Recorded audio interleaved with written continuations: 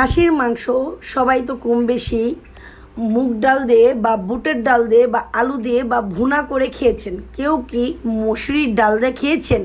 শুনতে খুব অবাক লাগছে, আর বিষয়টা আজকে আমি আপনাদের সাথে এই রান্নাটাই শেয়ার করব। আর সেই মাস্টার শেফটা হলো আমারই হাজব্যান্ড। তো সবাই কেমন আছেন? আশা করছি সবাই খুব ভালো আছেন।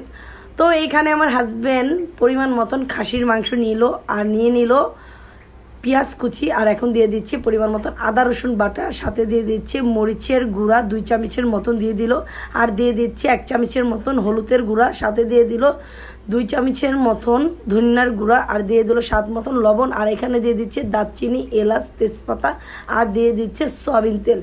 এখন সে এটাকে ভালো মতন হাতে খুব সুন্দর মতন মেখে নেবে, জানি মশলাটা আর পেঁয়াজটা খুব সুন্দর মতন মাংসর সাথে মিশে যায়।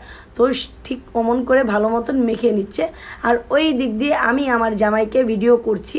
তো যাই হোক, এখানে মাখাটা কমপ্লিট হয়ে গেছে। এখন ও অল্প একটু পানি দিয়ে হাতটা একটু ভালো মতন ধুয়ে নেবে, জানি মশলাটা যেটা লেগেছিল এক্সট্রা সেটা জানি ওটাতে পড়ে যায়। তো যাই হোক, এখানে মাখা কমপ্লিট হয়ে গেছে, আর এখন এটাকে খুব সুন্দর মতন ঢেকে দেবে। আর আমি ওই দিকটার চুলাটা অন করে দিচ্ছি। তো সবসময় আমি এই কাজটাই করি, ভিডিওর যত যে আমি করছিলাম, তো ওর হাতে ময়লা ছিল। তো যাই হোক, এখানে আমাদের খাসির মাংসটা খুব সুন্দর মতন কষানো হয়ে গিয়েছে। তো এখন এটাকে একটু ভালো মতন লাড়াচাড়া দিয়ে দিচ্ছি, আর আগে থাকতেই মসুরির ডালটাকে ভালো মতন ধুয়ে পরিষ্কার করে নিয়েছে। এখন ও মসুরির ডালটা দিয়ে দেবে। ভাই রে ভাই, আমি জানি না, আমার লাইফে আমি এটা প্রথম খাবো যে মসুরির ডাল দিয়ে খাসির মাংস। আমার লাইফে আমি বেশিরভাগ খেয়েছি বুটের ডাল বা মুগ ডাল দিয়ে, আর এর আগেও আমি আমার একটি রান্না আপনাদের সবার সাথে শেয়ার করেছিলাম, সেটা হলো খাসির মাংস মুগ ডাল দিয়ে। তো আমার হাজব্যান্ড বলছে একবার তুমি খেয়েই দেখো।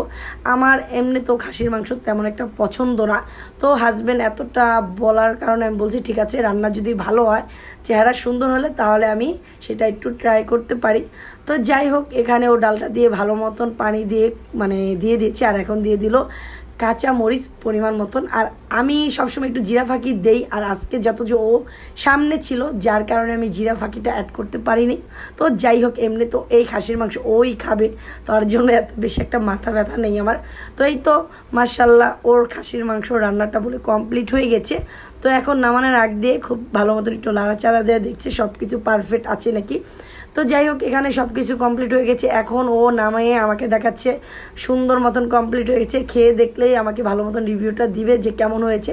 তো যাই হোক, আমার হাজব্যান্ডের মসুরির ডাল দিয়ে খাসির মাংসের রেসিপিটা আপনাদের সবার কাছে কেমন লাগলো সেটা আমাকে অবশ্যই কমেন্টে জানাবেন। সবাই সুস্থ থাকবেন, ভালো থাকবেন, আল্লাহ হাফেজ।